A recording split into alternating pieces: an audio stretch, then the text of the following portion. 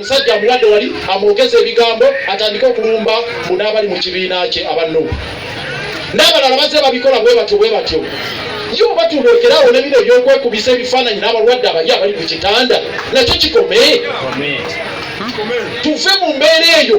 Oli n'agamba ndi wano omusajja ali wali afa weekubisa ekitanda ndi mu struggle nedda ey'oku kitanda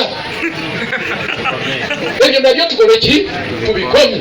Waliwo abaagala obikozesa Mulwana naye ndi musanyufu nti Mulwana ekigendererwa kye tekibangako kugamba nti ayagala nsimbi mu struggle eno n'oluyimba lwe yayimbira Dr. Kiza Besigye.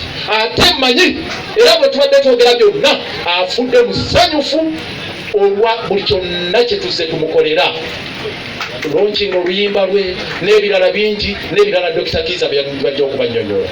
So abakola enkola eyo mugikomye. Muwulidde bambega baabwe bakibatuuseeko n'ebigambo bino njagala okusembayo nga mbagamba nga ekibiina kya FDC kyenkulembera.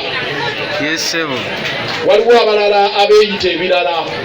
FDC yatuulanga 19 omwezi ogw'omwenda nenonda badelegates baava mu Uganda yonna ne bangamba bampadde emyezi 6 paka nga 19 March. Tuteeketeeke programu ezo ekibiina obujja omulimo tugukutte kannabwala era kyemanuweruweera eno tambula buli wamu buli kimu omulimo mugukole. So abalala abo abanoonya relevance tebajja kutujja ku mulamwa era twabeesonyiwa ne bagamba babeereyo eri. So tiimu yonna neebaza tiimu yonna ekkiririza mu bukulembeze bwa Lukwago nga president wa FDC. Mwebale omulimu gwe mwakoze, buli omu eyasonze kyasonze ne tuwezaayo. Owulira twawezezza 7,000,000 mu emitwalo